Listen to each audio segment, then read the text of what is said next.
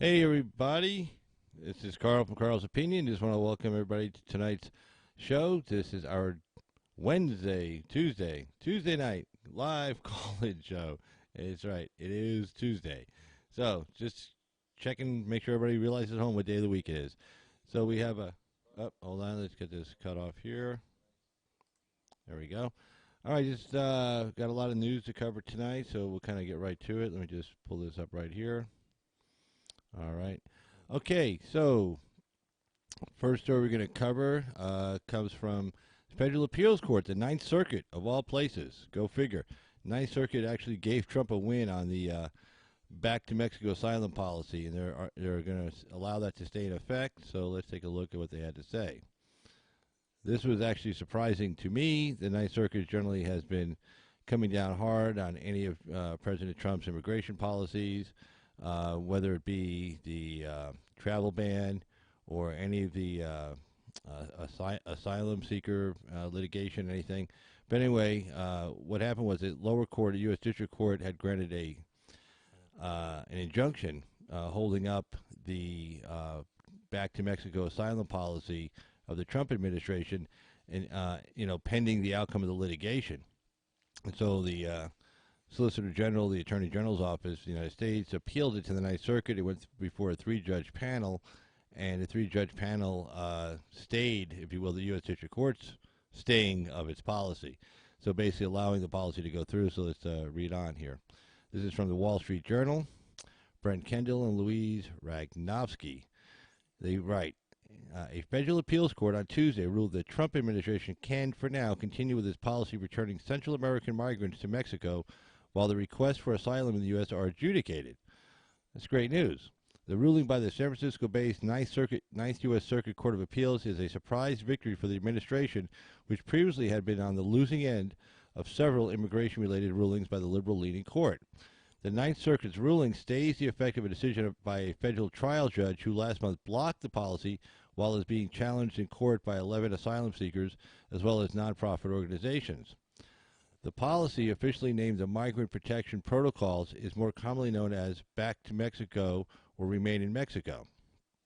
Tuesday court action is not a final decision on the merits of the case, but the Ninth Circuit held that several legal factors favored allowing the Trump administration to continue the policy while the case continues.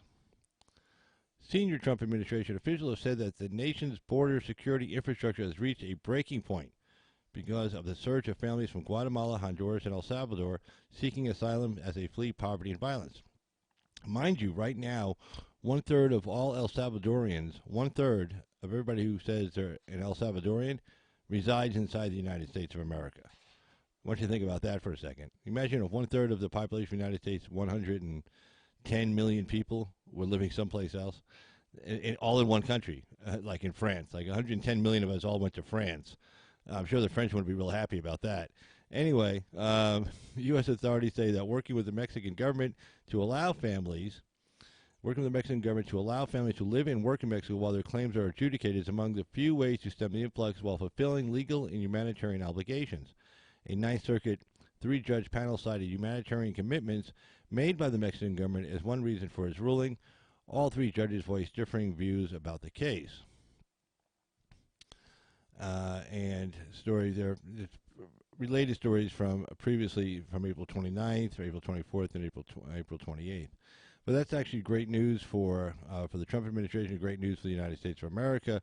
In other words, it creates kind of a deterrence for people coming from those other countries. It's like, okay, you're not going to be able to stay inside the United States. So if you're planning on getting in here, claiming asylum, knowing damn well we can only hold you for 20 days and letting you go free, and then vanishing into the wilderness known as the United States, that's not going to happen anymore. The only place you're going to vanish into the wilderness of is Mexico. And these people may not be in such a hurry to leave their country to go to Mexico. Certainly the Mexicans are not jumping up and down, Mexican population that is, not jumping up and down about having a whole bunch of Central Americans residing in their country. Shout out here to Little Rock. Hey, Mr. Little Rock, Red Ghost Outdoors, Disabled Vet. Hey, how you doing? Good to see you guys out there. And yeah, it's one of those things where the Ninth Circuit always rules against the Trump administration. It's one of the most overturned It's one of the most overturned circuit. It is the most overturned circuit court of appeals we have in the United States. And it's funny. That's whether we have a liberal-leaning Supreme Court or a conservative-leaning Supreme Court. They're still the most overturned circuit court of appeals, because it's not necessarily that for some reason they come up with like liberal conclusions. It's just that some of the conclusions are not based on any kind of law. It's like they have a conclusion and they look for the law, they look for the facts to kind of fit into it. I was discussing that with someone I met over at the 3-day event I did over the weekend, the Pahrump Wild West Extravaganza. And I was saying the same thing. It's like whether it's a liberal Supreme Court or a conservative Supreme Court, the Ninth Circuit still gets overruled a lot because for some reason, legal reasoning kind of escapes them over there.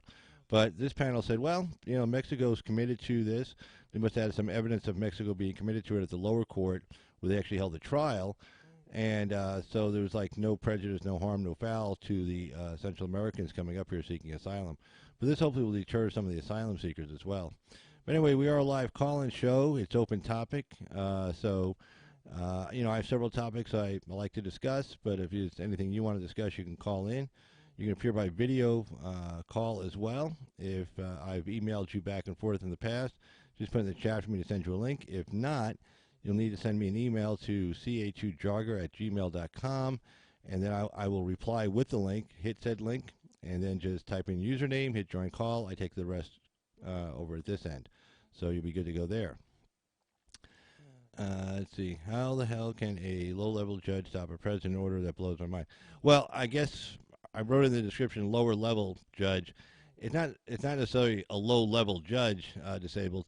It's a U.S. District Court judge, which anytime a U.S. District Court judge makes a ruling, it's a nationwide ruling, unless he specifically limits it to a certain area.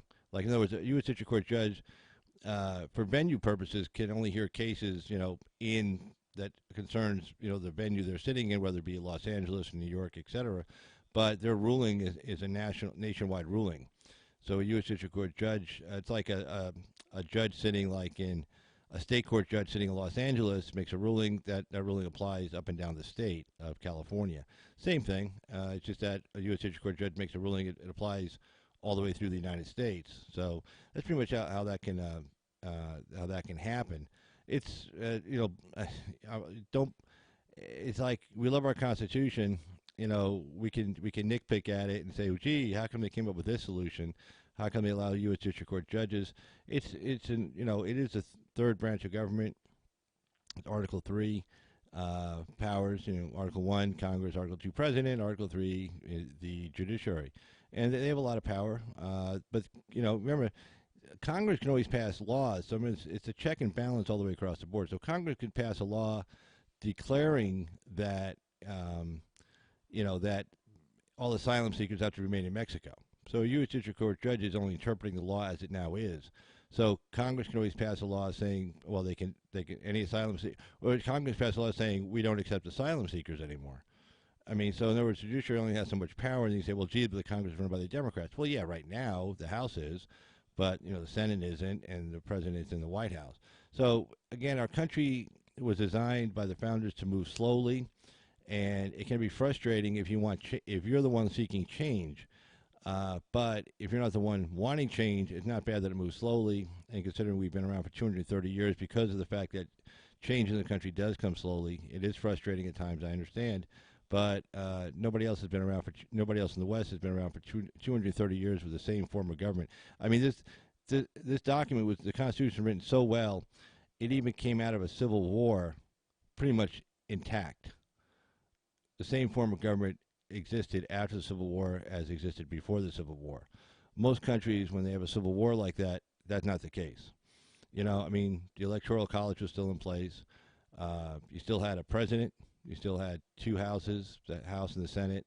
You still had states, voting for their senators, voting for the House of Representatives. I mean, everything stayed the same, pretty much. You had a few amendments to the Constitution, the 13th, 14th, 15th, most notably, right after the Civil War. But those were amendments to the Constitution, and still that process of amending the Constitution, that survived as well. And again, if you look at other countries that have gone through civil wars, their form of government does not come out the same way. And so our document was so strong, so powerful, that was able to survive even a civil war. Can you please turn up your audio a little? Sure. How's that? Is that better? Let me see.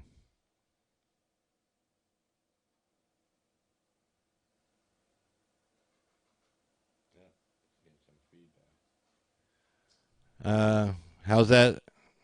Is that better? Is that better? So let me see. Hopefully that's better. Yeah, gets too loud. I get some feedback and stuff like that. But hopefully that's good right there. The lines look pretty good. It looks like they're going up pretty high there. So let me know if that's any better. If it's not, just put in there again, disabled. Oh, okay, good. Yay! All right. Thanks for the feedback there, disabled. Much appreciated. Yeah, I hate to like go through the whole show, go back, watch it later, and it was too low. I'd be like, how come nobody told me? It's like if you have like a spot on your tie and nobody tells you all day, and you get home, you look in the mirror, see the spot on your tie. You're like, how come nobody told me? All right, let's see what else we got going on here. Okay, this is a good story. Watchdog probes FBI reliance on dossier in surveillance of Trump aide. Justice Department official looks at handling of Christopher Steele's dossier in applications to surveil Carter Page. This should be a good one. They're talking about the Inspector General report. Okay, but this again by the Wall Street Journal. The Justice Department's internal watchdog, close to concluding its inquiry into steps the FBI took in its probe of the Trump campaign associates in Russia beginning in 2016, is homing in on whether the agency continued surveillance of one associate despite questions about a key source's credibility, according to people familiar with the matter. In the closely watched probe of the counterintelligence inquiry that later morphed into Special Counsel Robert Mueller's examination of Russian interference in the 2016 election, the department's Inspector General has been asking witnesses about the Federal Bureau of Investigation's treatment of information in a dossier provided by Christopher Steele, a former British intelligence officer. In other words, they want to know, okay, look, you got your FISA warrant, great, but once you realize, they realized before they publicly said they realized.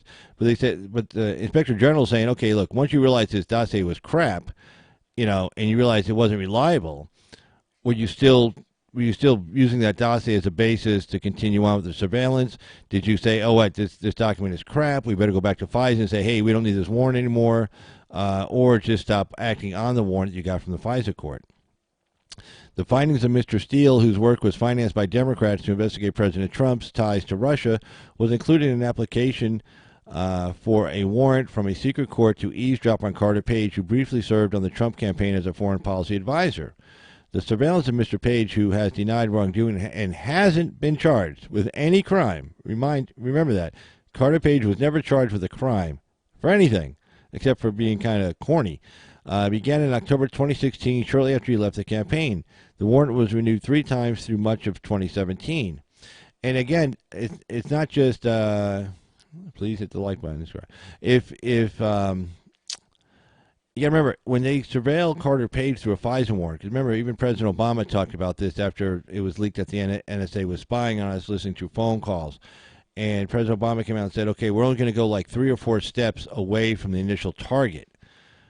Which was weird because they said we're going to limit it. Well, what he meant was that when they get a FISA warrant on Carter Page, they're allowed to see, okay, well, who does he call? Okay, and the first person he calls, say, John Smith. That's one step. And then they'll look to see who John Smith calls. Okay, and everybody else in that first step, they can see who they all call. So then say John Smith, the first level would be, say, John Smith, Fred Smith, Bill Smith, I don't know, Gary Smith. That's your first level. Then they're allowed to look at, the next step is Gary, Fred, John, and whoever the hell else I said, who they call. That's your second step. And then they're allowed to look at the second step, who they all called. Well, you can imagine how wide this web is getting. We're already only up to 2 steps, and it's already going pretty far and crazy. Then the third step, again, who did all those people in the second step call, talk to, etc.? Well, at some point, by the whole point of just getting Carter Page was they knew that at some point he would, like, say, talk to somebody who would talk to, Conway or Manafort or somebody, and then that person would then talk to eventually Donald Trump. And then, boom, they're in. So they just needed a hook to get into the campaign, and Carter Page was that hook. But it didn't stop at Carter Page. They weren't just listening to his phone calls. And we probably will never know how many steps or levels they went and how many phone calls they're listening to. But then once they get to Trump, then they can listen to all of his phone calls and everybody he's talking to, and his sons and his kids and his closest advisors. They can surveil all that.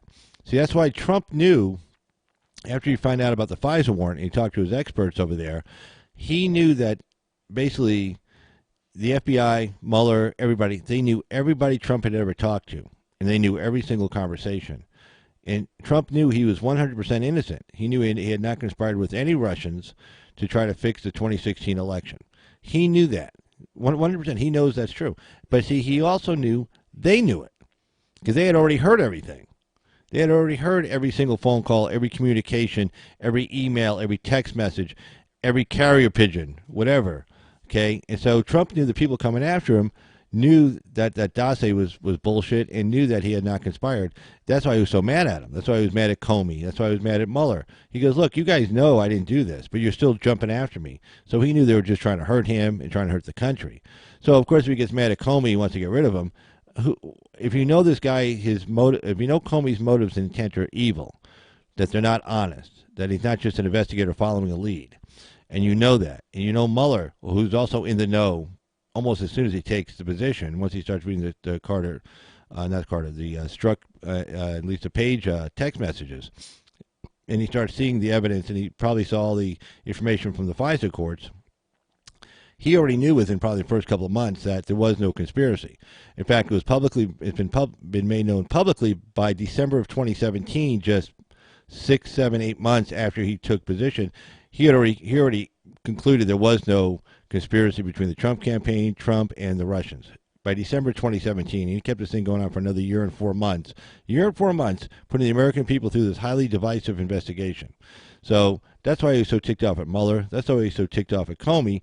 So he had a good reason to be. And that's why this is not obstruction when he's saying, hey, this guy's got to go. He's obviously biased because he knows everything I know, and he knows I didn't do anything, and he's still coming after me. You know, the same thing with Comey initially getting rid of him. Again, Comey knew everything Trump knew everything Comey knew, and there wasn't any conspiracy, but yet Comey was still pursuing this. So that's the main reason, that he was so upset. But anyway, so let's see. Let's continue on with the story. Let's see. The FBI didn't use Mr. Steele's research to open its broader investigation in July of 2016. That came after the Australian government tipped off the U.S. that another foreign policy advisor to the Trump campaign appeared to have foreknowledge of the release of hacked material by Russia, which has denied interference in the election. Okay, now they're talking about Papadopoulos. Now here's the thing with Papadopoulos. Okay, Papadopoulos talked to this Australian diplomat, and he says, hey, I heard that the Russians have the Hillary Clinton emails. Some guy even offered to sell them to me. Well, here's the deal with that. The guy he's talking about is Stefan Halpern, that hot-looking babe that claimed to be his assistant, whatever her weird name is. They told Papadopoulos. So when Papadopoulos is telling the Australian guy, hey, just check this out. This guy told me that the Russians have all these emails of Hillary Clinton, and they want to see if we're interested in them. So he's telling the Australian guy that, and the Australian guy goes back to the FBI and says, hey, this guy named Papadopoulos, who they already knew because they already had hired the assets, Stefan Halper, the professor and quote-unquote assistant, to go and tell him this shit. So when the Australian guy came and told the FBI that, they said, oh, see, there's our hook. Now we can investigate some more. But Papadopoulos got the information from their own informants.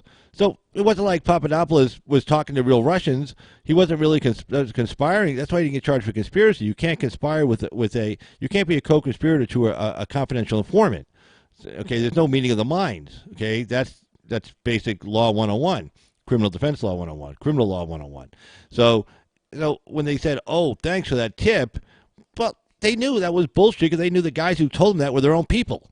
Okay, so they say, oh, this is why we got to do this broader investigation. This is Trump campaign official talking about Hillary Clinton's emails, which he got from the freaking FBI informants. So, I mean, that's how crazy this is. Hey, Mr. Douchebag, how you doing there? See you down there in the chat room. So, but anyway, so I just love how this whole thing worked. It's amazing what we find out now. Can you imagine if Hillary Clinton had been elected? We never would have found out any of this stuff. Let's see. But Mr. Steele's information was a factor in the investigation of Mr. Page, who also had contacts dating back several years with people known to be Russian intelligence agents, including one who pleaded guilty to conspiring to act in the U.S. as an agent of Russia in March of 2016. Justice Department Inspector General Michael Horowitz's team has been asking why the FBI continued to cite Mr. Steele as a credible source in the renewal applications, the people said. In particular, they asked about a news report cited extensively in the applications that appeared to bolster Mr. Steele's credibility. The report said U.S. intelligence officials were investigating allegations similar to those Mr. Steele had raised. In the last application, the FBI said it didn't believe that Mr. Steele directly provided the information in the Yahoo News article, even though Mr. Steele had admitted in the UK proceedings in spring of 2017 that he had briefed the reporter. See, in other words, Steele got sued in the UK, and he had his deposition taken. That's where he got cross-examined pretty heavy. So, in other words, the FBI was telling FISA, the Yahoo News story confirms everything Steele said. Well, Steele, the basis for the Yahoo News story was Steele talking to Yahoo News and giving them the story. So there was no other source to confirm Steele. It was Steele telling Yahoo his own story, and then the FBI knew that. I mean, they know this stuff.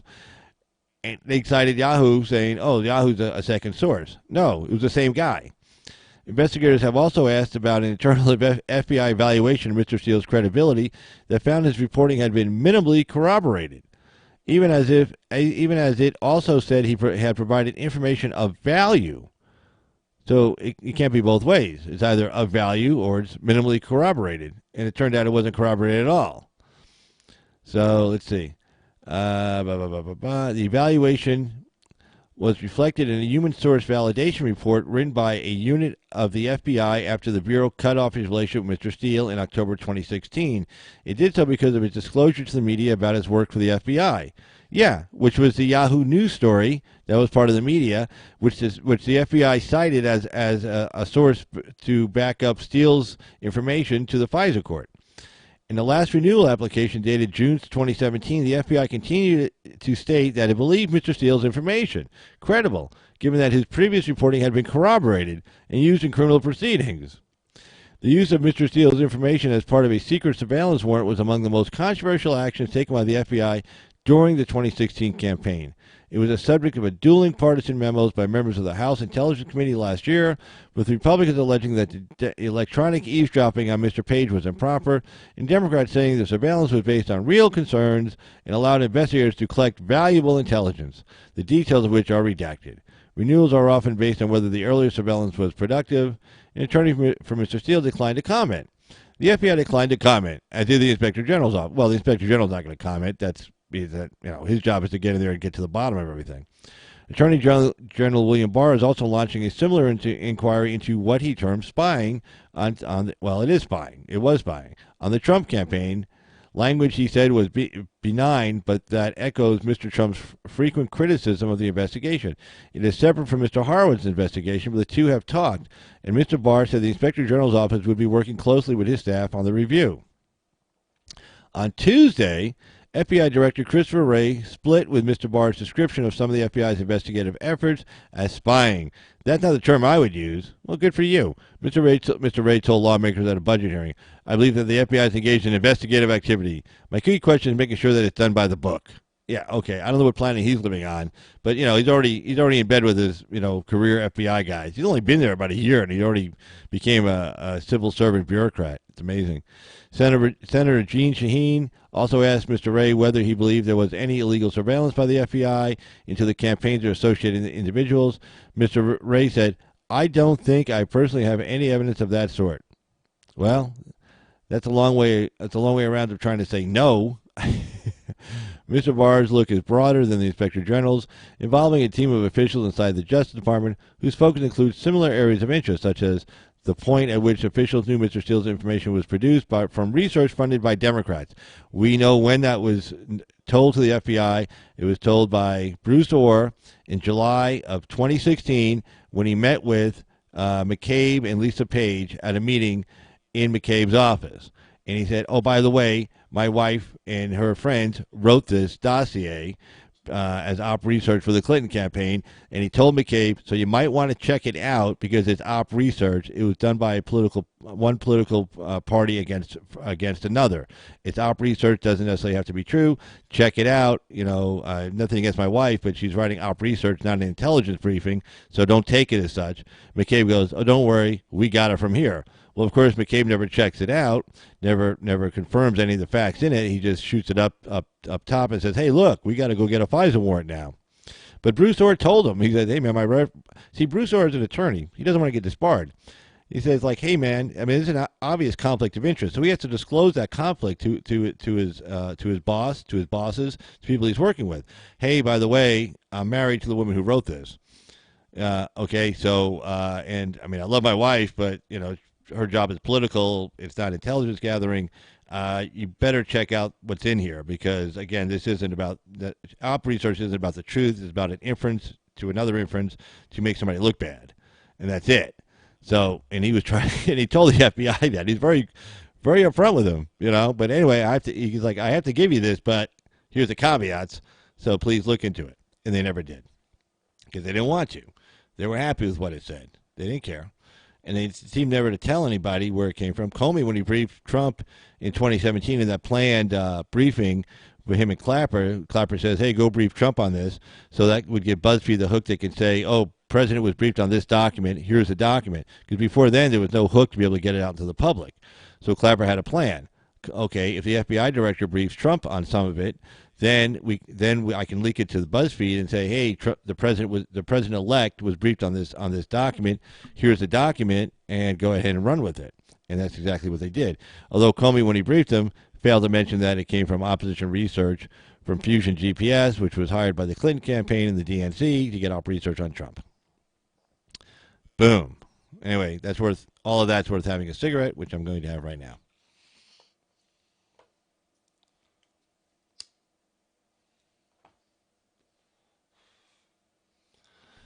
But, so there you go. But anyway, if you want to call in, phone number is area code 775-273-8970. If you want to appear by video call, that's even better. That's if I've sent you an email in the past, just put in the chat room that, hey, Carl, send me a link. I want to do a video call. I'll send you a link. And then if not, if you have never emailed you back and forth and you got to send me an email to chu-jogger@gmail.com, the email address I have on the screen, let me know you're sending me an email because I have the email tab there, but I don't have the tab open. So that way I can look and I'll reply to your email with the link. Boom, you're in. And you should be able to figure out how to use the link. It's not hard. It's got instructions right next to it. But anyway, just hit the link, type in username, hit join call, you're in. I take care of the rest over here. But like I was saying the other night, when you first come on, you're not going to be able to hear me or hear yourself, or I'm not going to be able to hear you. Just wait, because I got to pull you into a different screen. Once I pull you in the screen, everybody hears you, including me. So there you go. Anyway, let's see. This story, we've kind of gone through this. Okay, let's check out this next story here. Pelosi delivers ominous order. We cannot accept a second term for Donald Trump. Da-da-da. Nancy Pelosi. Yeah, I'm going to leave her face on screen for a second just to scare you guys. Scary. But anyway. that is one scary-looking person. God damn. But anyway, all right, so Pelosi delivers ominous order. We cannot accept a second term for Donald Trump. Let's see what she has to say. Okay, this is Washington Times. It should be Washington Times, and by Douglas Ernst. House Speaker Nancy Pelosi said Tuesday there is no way Democrats can accept a second term for President Trump while simultaneously being faithful to the U.S. Constitution. The California Democrat told an audience at Cornell University's Institute of Politics and Global Affairs that it is a fact that rejecting the legitimacy of Mr. Trump's second term in office, should he win, would be the right thing to do. Huh. That sounds kind of weird. Got to read that again. Make sure she didn't say what I think she said. See, she told an audience at Cornell that it is a fact that rejecting the legitimacy of Mr. Trump's second term in office, should he win, would be the right thing to do.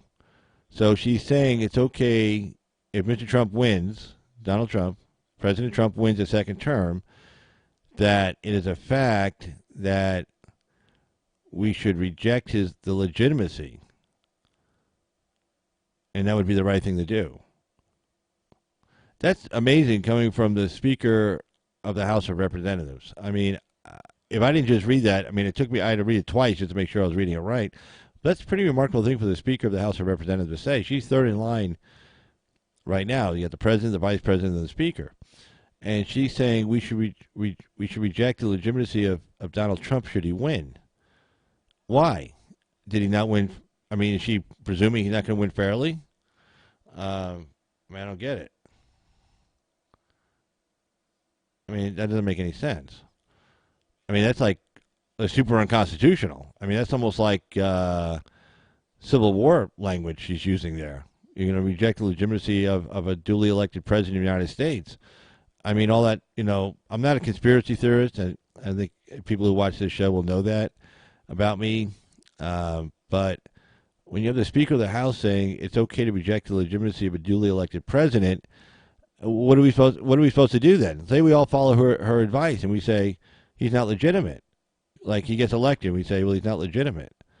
I mean, what do you do? Do we hold another election somewhere, like, behind a 7-Eleven and actually choose the real legitimate president of the United States?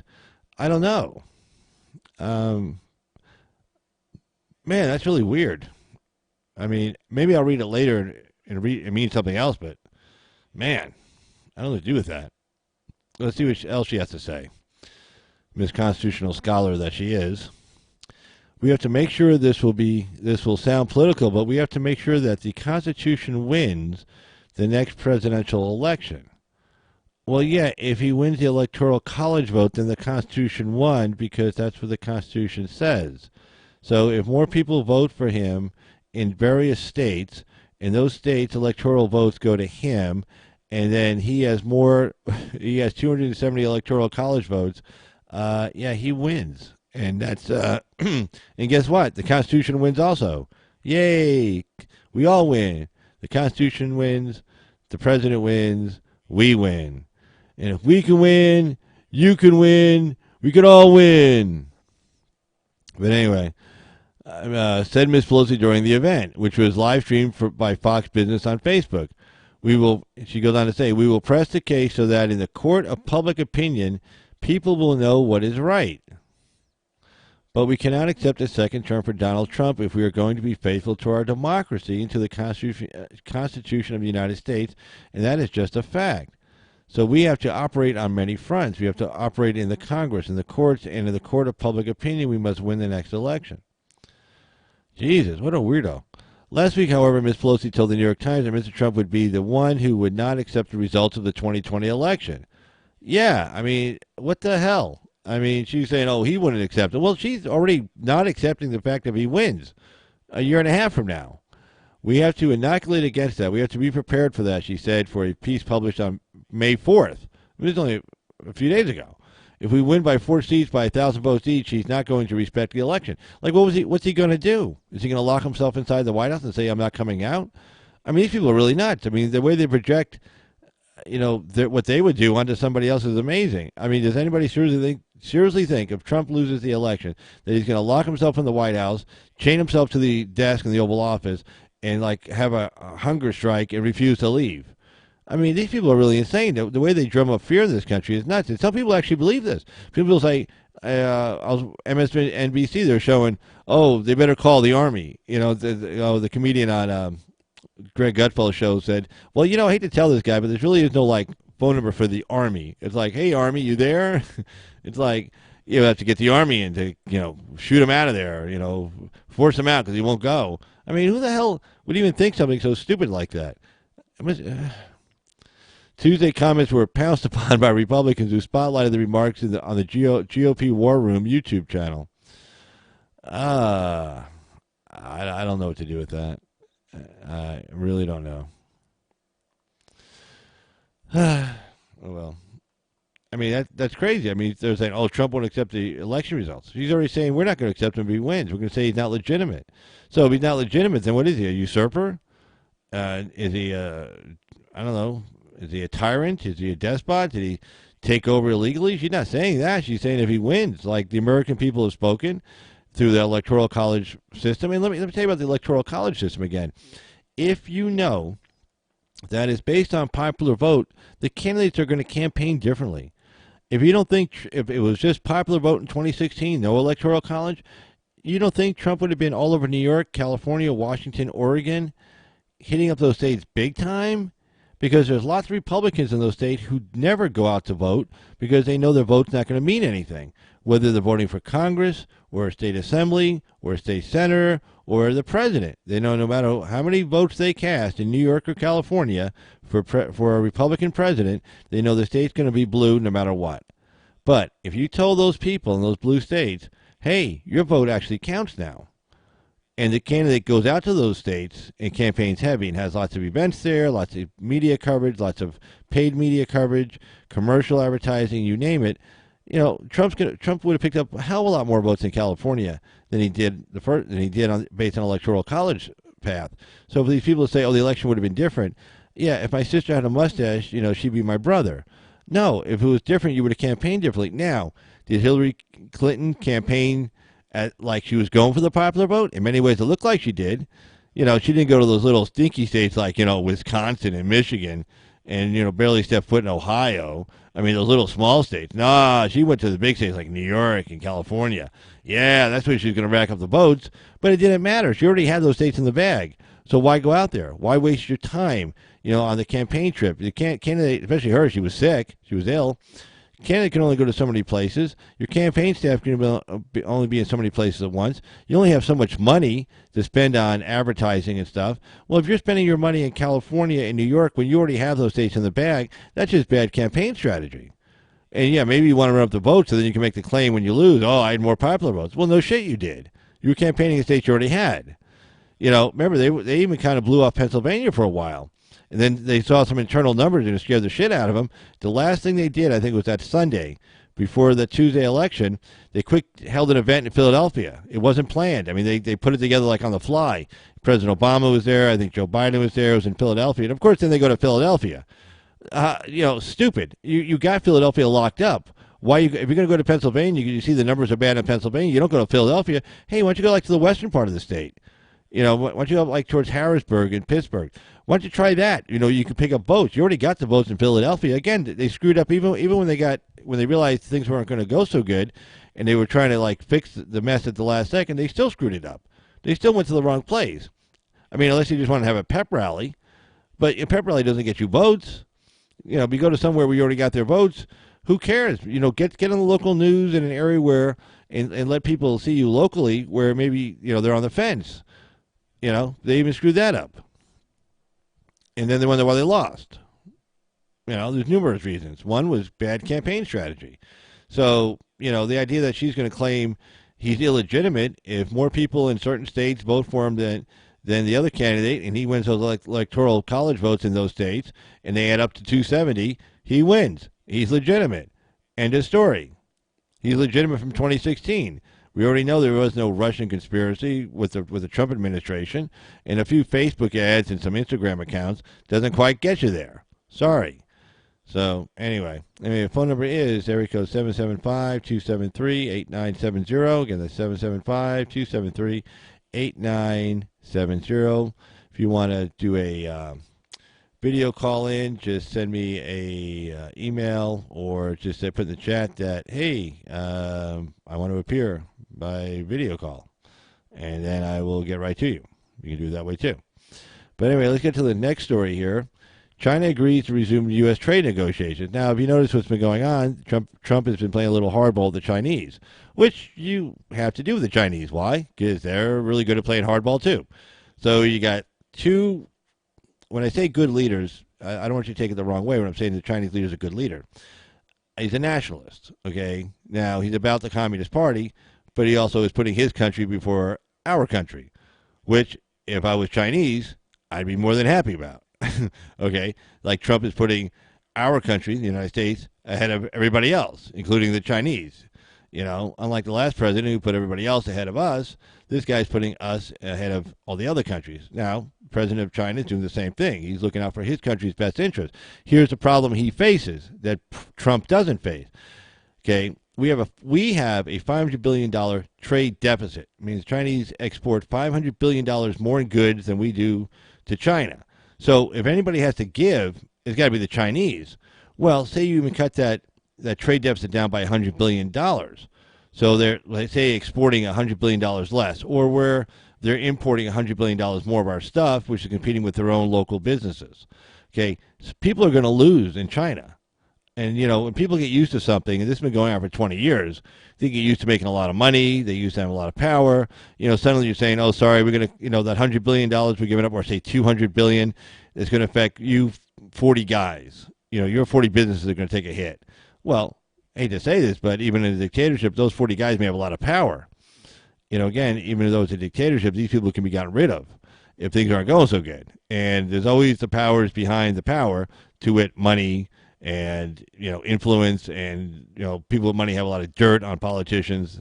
And politicians, I don't care what country you're in, they're all a little dirty, whether they're doing this or that or whatever. There's Joe Bidens in every country, okay? Human nature doesn't stop at the border, of China. It continues on through. So, so Xi's got the harder sell for his own people, because no matter what's going to happen, they're going to have to take a hit, because that number has to come down. That's going to cost them jobs. It's going to cost their capitalists that are allowed to exist in their communist society, cause them to lose money. And they're going to, and shit rolls downhill. And these people have a lot of influence with a lot of friends in the Central Committee, and they're not going to be real happy about losing out on a whole bunch of money. So that's why these things are stalling out so much. And a lot of the discussions you hear on this is, how does China save face? Like, how they're going to announce it, where they're going to announce it. Are they going to have a big announcement? Are they going to have to look like they're eating humble pie? Are they look like they have to bow down to President Trump? And it's not just President Trump, it's like anybody else. They don't want to bow down to anybody. So that's why it's a harder sell for the Chinese than it is for us. We can only get better. I mean, Trump's not going to say, oh, $500 billion trade deficit per year. Oh, let's make it $600 billion. Well, that's not going to happen. So that number is only going to come down. It's not going to go up. And if it comes down, it's going to hurt them way more than it hurts us. That's why even with these tariffs he's talking about. Again, the tariffs are going to hurt China. China says, well, we'll put tariffs on you too. Well, okay, but again, back to you guys export $500 billion more per year to us than we do to you. So whatever tariffs we both put on each other's stuff, it's going to hurt you way more than it's going to hurt us. It's math, simple math. So, that's where they're at. So anyway, let's read on to the story.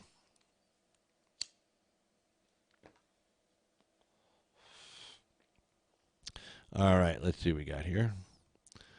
All right, this is again by the Wall Street Journal. Xiao Deng and Ling Wei. Well, that's cool. They got like a couple of people over actually in China writing this. That might help. A lot of news organizations are, they used to have, local people on the ground.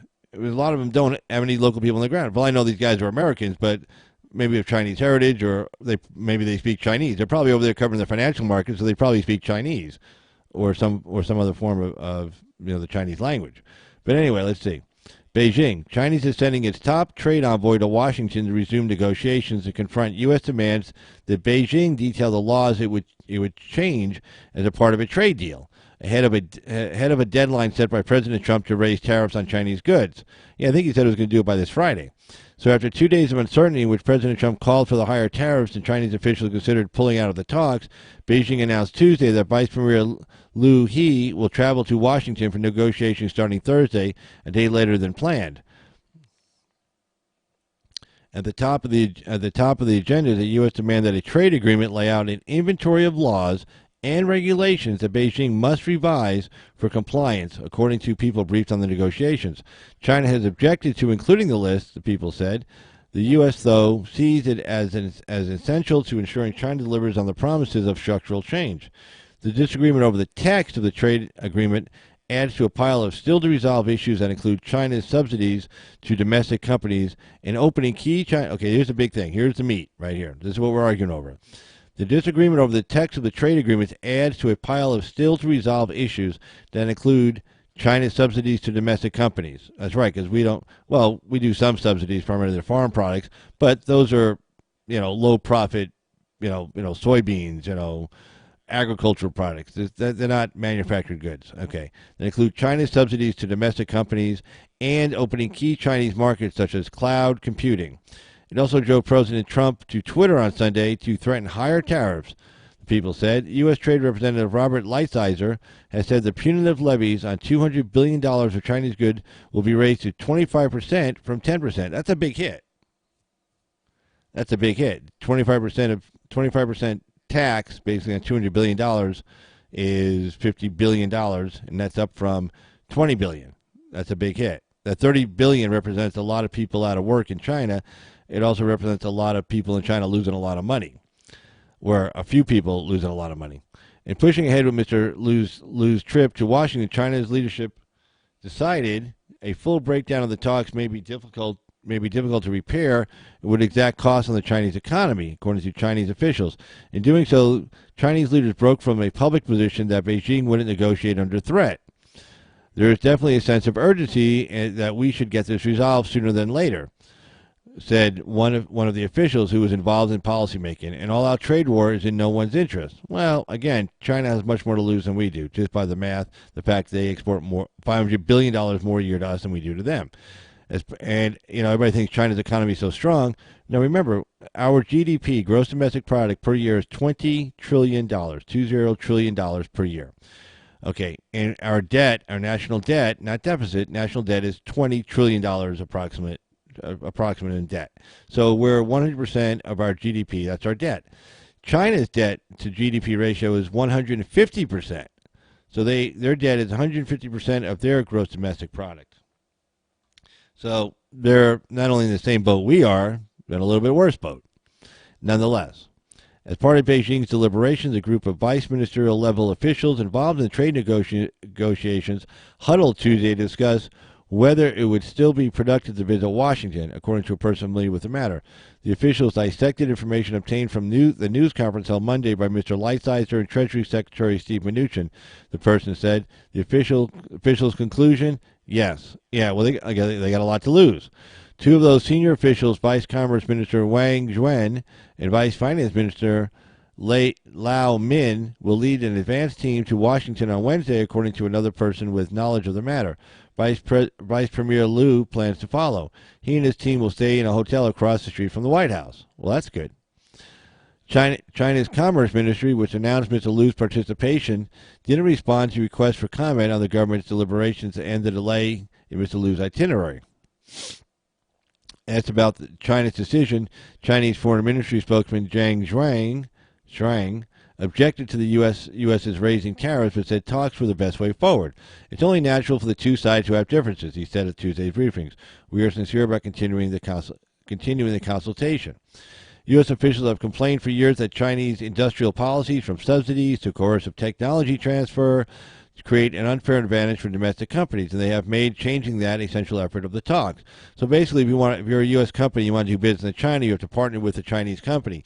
And then, as part of the deal, you have to provide all your technology, the blueprints, if you will, to your Chinese partner. And if you don't get to do business in China. And China's a big market, and these people want to make a lot of money. So they pretty much sell off their technology to the Chinese partner, and then knowing damn well how this is going to end, to wit, within so many years, the Chinese partner kicks out the American partner, they keep the technology, and they go off and make a fortune. Now, the reason why the American companies do this, even knowing they're going to eventually get kicked out and get the shaft, is because they make a shitload of money in the meantime. So, and some of the technology is not the kind of technology you want in the hands of somebody who could potentially be your adversary. Let's see, let me try, we are in bed with them heavy. Junebug, how you doing? Tony Patriot, hey, how you doing, Tony? And, yeah, anything at Walmart and Family Dollar made in China, we're in bed with them heavy. Yeah, and it's kind of talking about like gas prices. Like right now, gasoline's kind of expensive. I know, I just filled up today. But you got to remember something, by gas prices being a little bit higher than we want them to be, we now have an American oil industry in this country that is thriving. because we pay our workers way more than say the Saudis do. I mean, they pay them a few bucks a day. Our guys are making 30, 35 bucks an hour. So it costs us a lot before they can even begin to think about drilling. Oil prices have to be high enough to be able to cover the cost of production here in the United States. And it's also for national security reasons. If we ever go to war, we can't just start an oil industry on the fly. You kind of have to have that whole infrastructure in place, the rail lines, everything, the tanker cars, the way to get it to the people, the pipelines, all that stuff. That only comes from being able to have a profitable oil industry. And the only way you get at that is if oil prices are a little higher than you'd want them to be, hence gas prices are higher as well. But I buy things from China. The reason being I can buy it at about 70. Oh, no. Hey, Red Ghost, man. Hey, guess what? We all buy stuff from China. Okay? It's okay. Okay? No big deal. So, I mean, I have a whole bunch of electronic equipment over here. I'm sure some of it is from China. I mean, I didn't see anything that said made in China, but if I had to take a guess, I bet it is. I know some of my equipment here is made in Germany. I know that for sure. So yeah, no, that's not what anybody's saying. No, it's okay. It's okay to buy stuff from China. We're not saying that. We just want to make sure the deficit's lower. So make sure that some of the stuff we buy from China right now was originally made in America. Americans, whenever did business with the Chinese sold the technology and then undercut the prices of the American products long enough to drive the American companies out of business, and then the Chinese companies, since they took over the market, then raised prices to what the American companies were charging before. That's something that Standard Oil, John Rockefeller, used to do with Standard Oil. He would go into an area, and there was an oil company already there. Well, he would go in and he would drop the prices way low, like for heating oil and whatever they used back in those days, way low. And the competition couldn't keep up. Of course, the consumers say, hey, this oil is so much cheaper. It's like going to Walmart. We're going to go buy that oil. So then, and he would keep those prices artificially low long enough to drive the other company bankrupt, to go out of business. Once that company was out of business, he would then buy it for pennies on the dollar. He would then own the whole company, and guess what he would do with prices? Raise them back up. So, I mean, that's capitalism, and maybe not the nicest form of capitalism, but it is. So, yeah, don't worry about that. But anyway, so let's see. Where are we? Let's see. Okay, U.S. officials have complained for years that Chinese industrial policies, from subsidies to coercive technology transfer, create an unfair advantage for domestic companies, and they have made changing that a central effort of the talks. In previous rounds, Beijing has offered up broad language that it will pursue structural changes, but it has rejected U.S. demands for more details about implementation, including identifiable timelines, according to people close to the negotiations. Basically, the Chinese want to be really vague. Okay, why? Because they really don't want to change anything too much, but we want it specific. We're like, oh, no, you don't. We're going to make a deal. We're going to have this deal wired, tight, ironclad, and nobody's going to be confused about what the terms were. So now, like a year from now, the Chinese go, oh, we thought you meant this. The Americans, no, we meant that. But see, if you get it really specific, then nobody can say, oh, how do we interpret this? No, it's really specific. The specificity of the U.S. demanded caused the latest impasse, particularly over the listing of particular laws and regulations to be changed, according to the people briefed on the negotiations.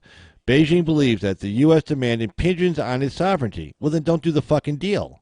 Okay? If it impinges on your sovereignty, you don't have to trade with us. Hey, man, we don't have to even buy your stuff.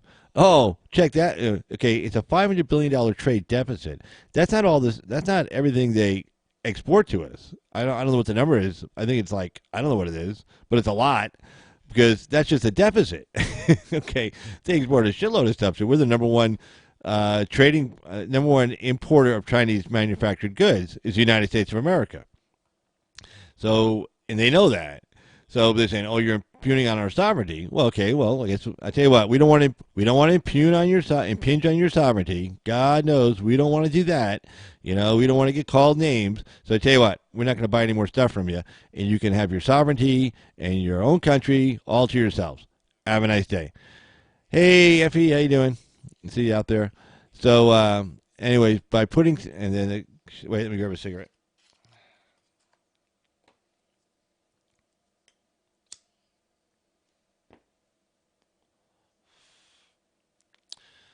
And then the story goes on to say, by putting such an explicit pledge within a trade agreement, not just government agencies, but the whole of society will have a negative response, said Wang Yang, director of the Peking University Center for International Political Economic Research.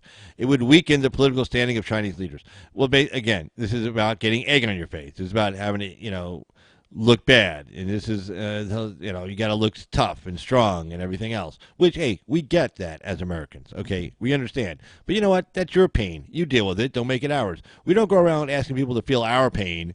You know what I'm saying? Nobody says, oh wow, we feel bad for America, we should feel some of their pain. No, nobody thinks like that around the world. They say, "Oh, you're in pain? Good for you. Stay in pain. You deserve it. Tough shit." That's what they say. So I'm sorry. I'm not going to try to hold some kind of empathy for the Chinese. That's their job. Let them feel sorry for themselves. I'm not going to feel sorry for them. So let's see. Who cares? Let's see. China's cabinet has the authority to revise regulations, Tao said. This fast-track process has often been used in the past. Anyway, that was a great story, though, by the Wall Street Journal. Sorry for the nah, but it's just kind of going on and on and on. But anyway, let me jump back over here. Boom. Hey, that's me. So, yeah, I mean, that Chinese story, I think, is a really good one. I think it's really cool. So, but let's see. There's a couple other stories I wanted to cover. Not so much in the Wall Street Journal, but let me see. But again, the call-in number is area code 775-273-8970. Let's see. Let's see, we covered that.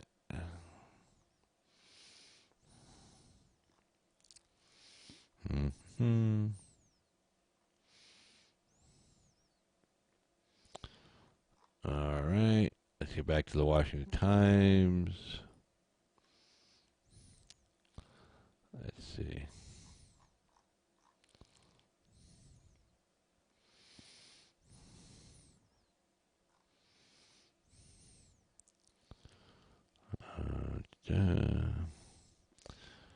Well, actually, here's a commentary which kind of dovetails in nicely with the story we just covered. Okay, China. Okay, let me get over to it. Let me get it so you guys can see it too. That'd be kind of nice, I think. Don't you think? Instead of just me looking at it. All right. China isn't what it used to be. Presidential contender Joe Biden would benefit from an update. That's funny. All right. This is by Clifford D. May, again of the Washington Times. Last week, presidential contender Joseph Biden asked rhetorically, China isn't going to eat our lunch. Come on, man. Yeah, that's what he said. Come on, man. It's like, really? Shut up. He added, I mean, they're not bad folks, but guess what? They're not competition for us. Jesus Christ, this guy really is old. It's like, what is it, like the 80s call, they want their Chinese foreign policy back. I mean, I know this guy's old, but Jesus, you got to stop thinking like an old man. I mean, China's not competition for the United States? What the hell is he talking about? Is he like mentally ill or something? Like, there's a diagnosis of that. It's like mentally retarded. I mean, I'm talking about the clinical diagnosis. I'm not talking like, oh, you're this. I'm talking like, this has got to be early onset of Alzheimer's. I think he thinks he's back in the 80s. It's like, of course they're competition for us. They're the biggest competition we have in the world right now. They're the second largest economy in the world. We're the first, they're the second, and they're not far behind. Where the hell does he get this from?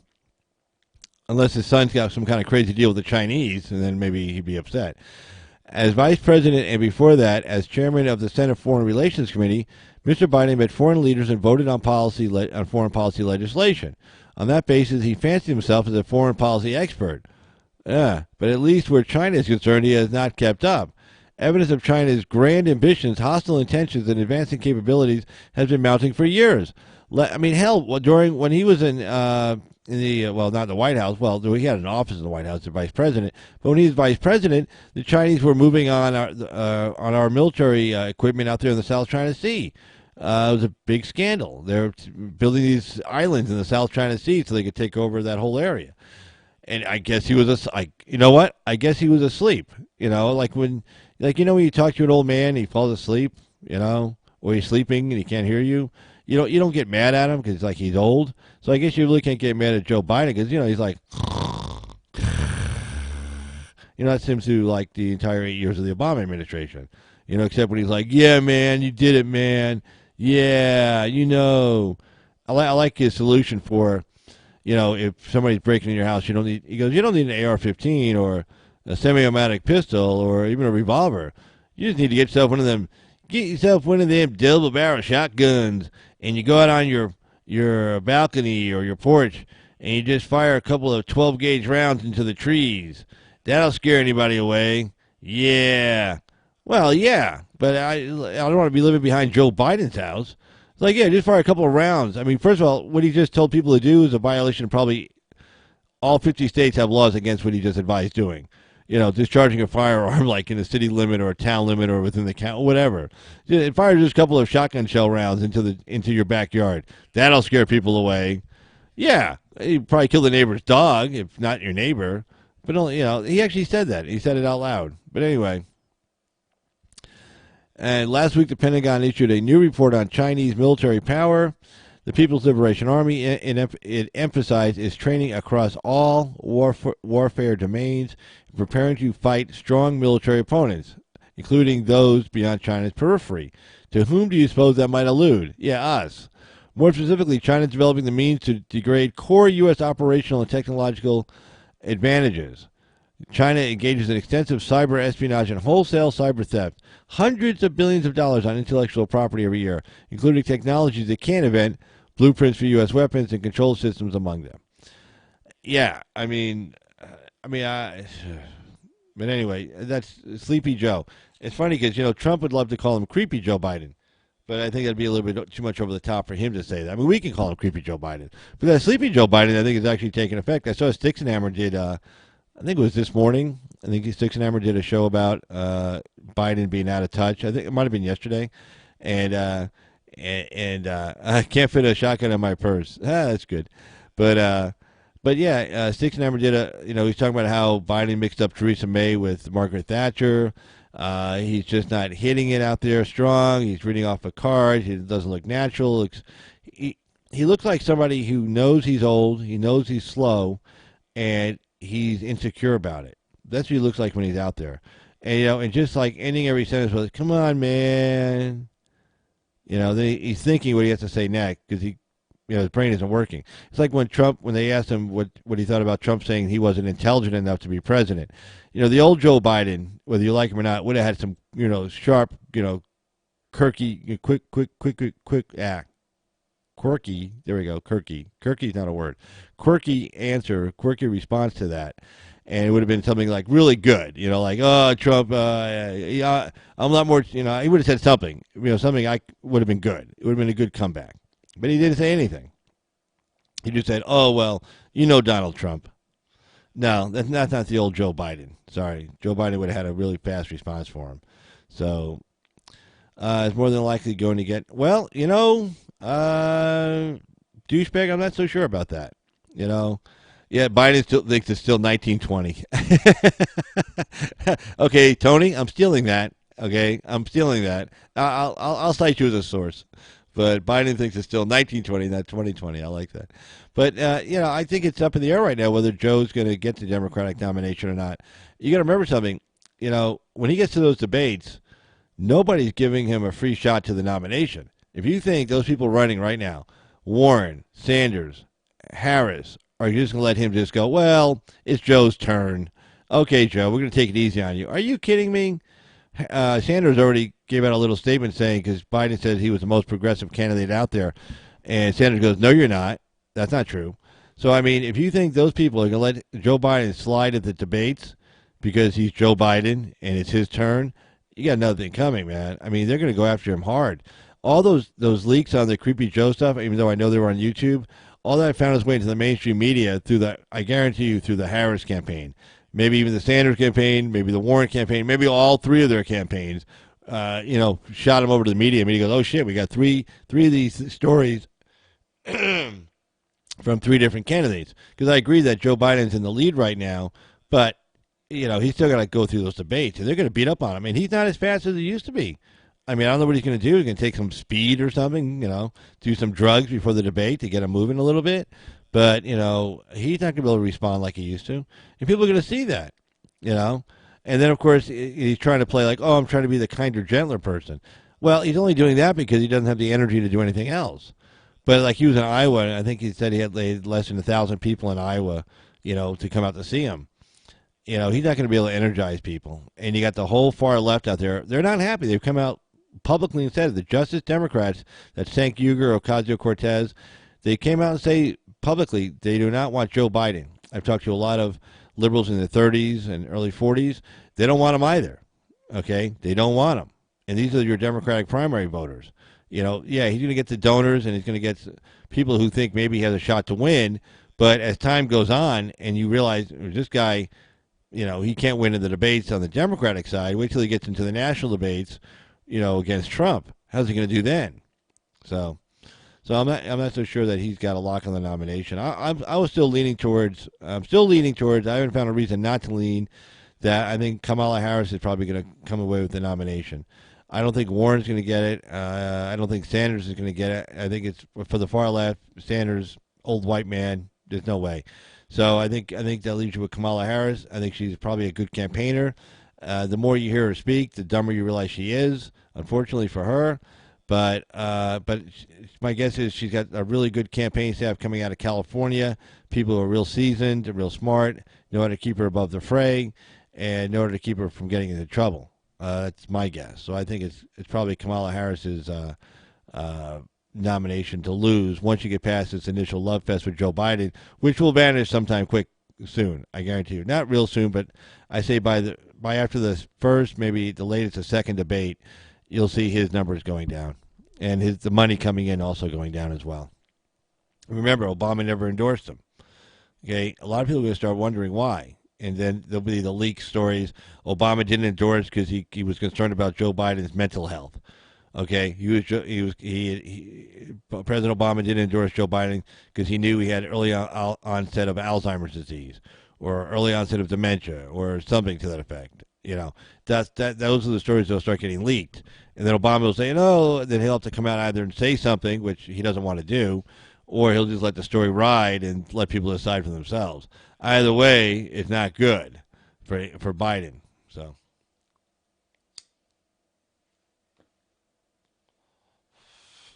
but the number is 775-273-8970. All right, let's finish up this story here. So, evidence of China's, let's see, nope, next paragraph. More specifically, China's developing to meet, nope, we already, next paragraph. At a time when Americans are concerned, justifiably if belatedly, about Russian disinformation campaigns, China is conducting influence operations against cultural institutions, media organizations, and the business, academic, and policy communities of the United States, other countries, and international institutions to achieve outcomes favorable to a security and military strategy objectives. While everybody's busy looking at Russia, the Chinese are doing it really intelligently. Oh yeah, the Russians, yeah, keep looking over there. Meanwhile, don't see us over here. China also uses coercion and blackmail to manipulate Chinese citizens or ethnic Chinese citizens of other countries to do their bidding. The new report reinforces last year's national security strategy, which identified China as the most significant long-term threat to the United States, with programs and plans to erode American security and prosperity. China and Russia, the NSS concluded, are determined to make economies less free and less fair, to grow their militaries, and to control information and data to repress their societies and expand their influence. Let's see. Well, okay, China's a bad person. We go on for another 2 hours on that. China's still a bad person. All right. Let's pop this over. Oh, well, yeah. Well, go back on the story. Let's see, is that video or... Oh, here we go. When was this dated? Today. Two of my favorite people in the White House, Stephen Miller and Jared Kushner. Actually, Donald Trump is my favorite, and then the next two favorites would be Stephen Miller and Jared Kushner. Yay! So there they are sitting together, plotting the plotting the re-election of Donald Trump. It's like, da-da-da, look at those two guys. They're both, young, like, what, early 40s, late 30s, They're like, Trump, the two most trusted people, well, probably two of the three most trusted people are Stephen Miller, Jared Kushner, the third one being Ivanka Trump, of course, because, to him, they're like family. Miller, even though he's not related by any stretch of the imagination, for some reason, I don't know, he's one of those guys you can tell Trump goes to when he wants to talk to somebody that he knows is not going to leak it out. That's the whole thing. You got to be able to talk to people like he knows Kushner's not leaking out shit. He knows Ivanka's not going to leak out shit. And for some reason, I guess for whatever reason, Miller turned out to be really super trustworthy because he doesn't leak out shit either. So, and all three of the people I just mentioned are super intelligent. So he's got three intelligent people around him that don't leak anything. So, of course, he's going to go to them. You see Kushner or Miller involved in all kinds of decision-making process, whether it be in Saudi Arabia, whether it be Israel, whether it be with immigration, whether it be on trade, all kinds of policy positions, whether it be tax cuts or deregulation. These two guys here have had their hands in just about everything. And Trump's consulted with just about on every single topic that he's involved in. So anyway, GOP senators embrace Trump immigration plan. Favors skilled foreign workers over immigrant family members. Yeah, exactly. Good idea. This is by Dave Boyer and Stephen Dinan, again of the Washington Times.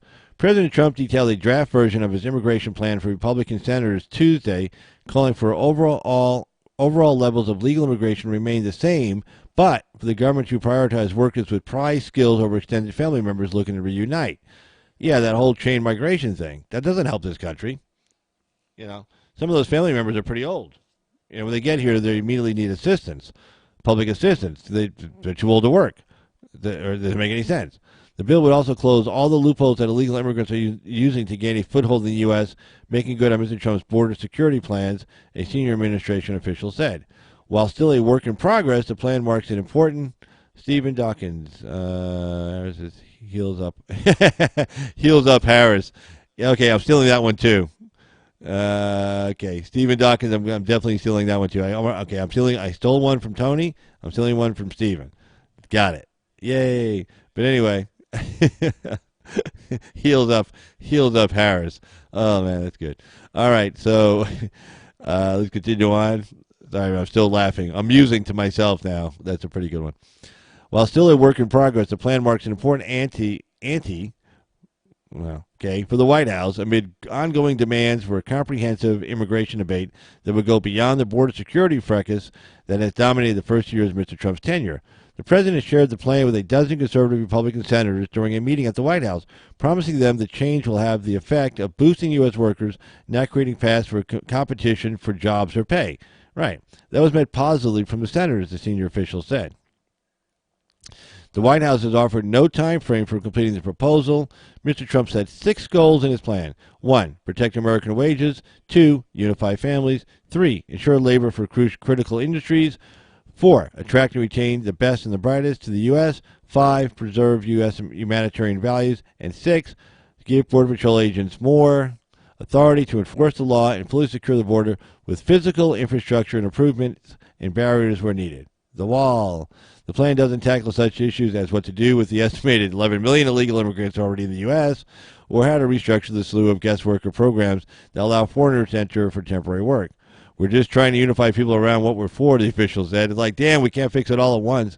Democrats are far more interested in what to do about the illegal immigrant population. Most congressional Democrats have signed on to plans that would involve mass legalizations. Meanwhile, they have expressed opposition to past attempts by Mr. Trump to curtail family migration and shift toward more merit-based policies. The senior official who briefly reported said it was too early to talk about how Democrats would react and declined to say whether he had reached out to them. The plan has been under development for months. It represents a meeting of minds for both Jared Kushner, Mr. Trump's son-in-law, and a key advisor who is seen as pushing for business-friendly provisions, and Stephen Miller, another senior advisor who is seen as the architect of the president's Get Tough policies. But the senior official briefing reporters insisted it's not Miller or Kushner plan. No, it's not the Miller or Kushner plan, but rather a White House proposal that everyone is pretty united on. Okay, cut the shit. It's Miller and Kushner putting this plan together. Okay, but it's like, oh no, it's not those two guys. It's a consensus. There's a consensus in the White House. All of us agree. Yes, all of us agree not to fuck with Stephen Miller or Jared Kushner, or you're gonna get the wrath of Donald Trump. That's what that means. But anyway, so we're all pretty united. How do you be pretty united? I'm pretty pregnant. Okay, you're pregnant or you're not. You're united or you're not. They're pretty united.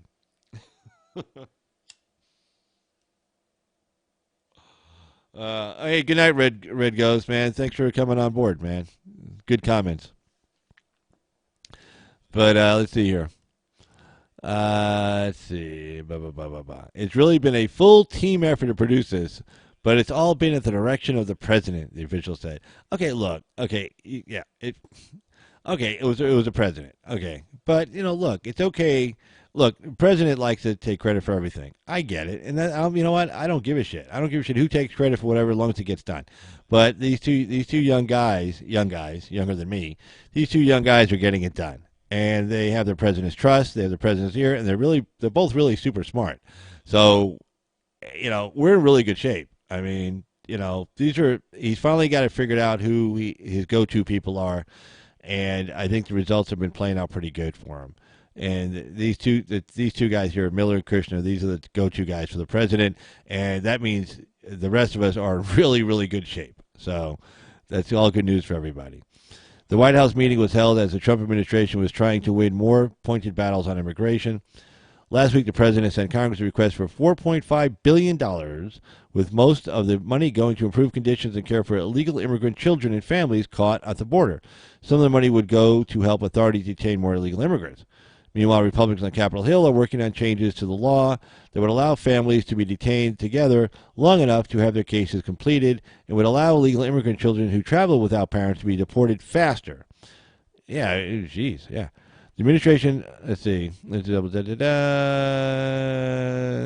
Well, yeah, you can change. If you change the law, because remember that court case was only interpreting the law as it was written, and so you can always change the law and say, okay, we can hold it for 100 days, 120 days together, whatever. You can change the law. Getting Congress on board. Look, some deal's going to have to get worked out here.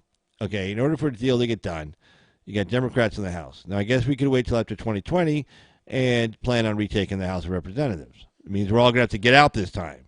Now, I doubt anybody. Ooh, let's see. Let's see what we got here.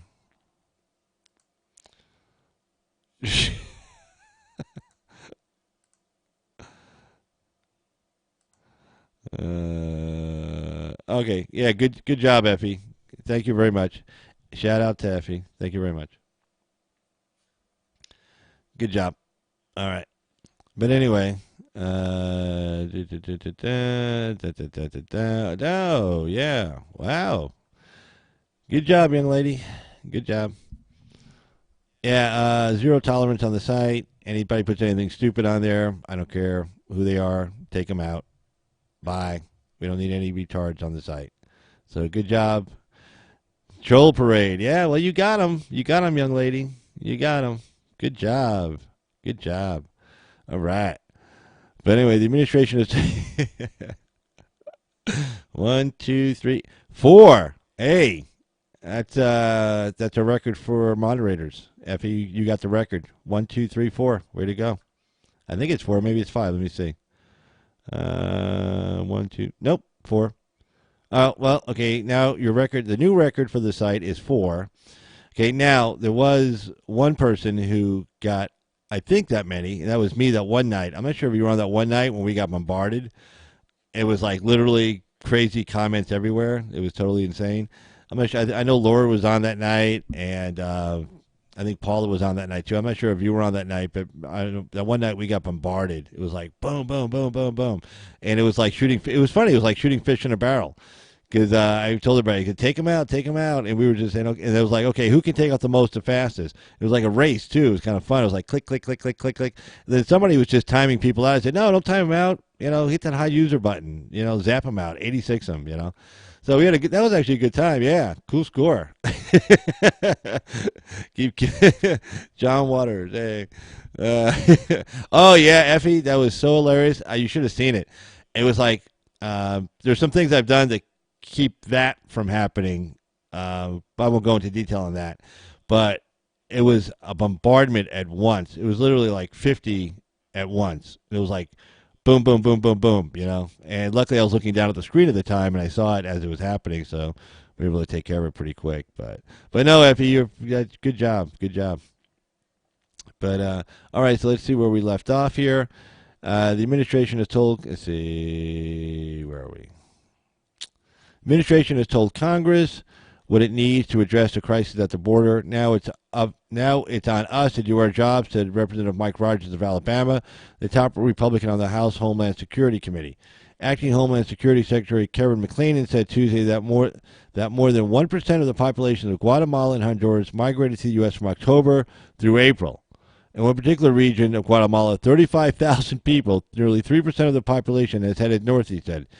Democrats who earlier this year rejected Trump's crisis label now say there is a need for action. Oh, okay.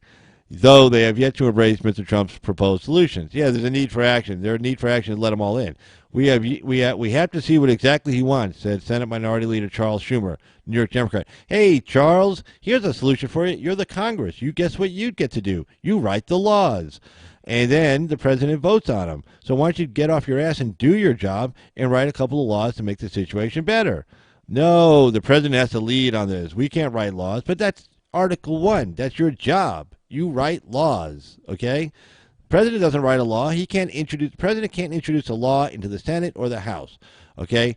That has only a House member or a Senate member can introduce a piece of legislation into either body. The president can't say, hey, I call this the Trump law, and just hand it to the clerk of the Senate and say, here, file this. The clerk would be like, who the hell are you? I'm the president. Well, get the hell out of here. We're not filing this, But, so it'd be nice if, these senators and congressmen would, do their job. That'd be kind of nice. But, I guess trying to get them to do that would be a little bit too much like a bridge too far for them. But, oh well. So anyway, that's pretty much all the stories I wanted to cover. I covered like 5 stories there that I thought were pretty fascinating. I would recommend to anybody the 2 newspapers I subscribe to online. And we subscribe to them. You can pull them up online, but if you subscribe to them, you get extra little benefits, little small things like how you can pull them up, how you can use them on your YouTube channel and stuff, which, they make it simple to do that for a reason. So you put them up, and guess what? It says Wall Street Journal all over it, Washington Times all over it. So you're getting advertising, But anyway, I would recommend anybody, if you're looking to have this good news stories to be able to read, you won't even get from Fox. Stories won't get covered on Fox even. Definitely recommend looking that way, because they usually, Wall Street Journal, Washington Times usually have stories that you don't always see on Fox News even. So it's definitely worth looking at.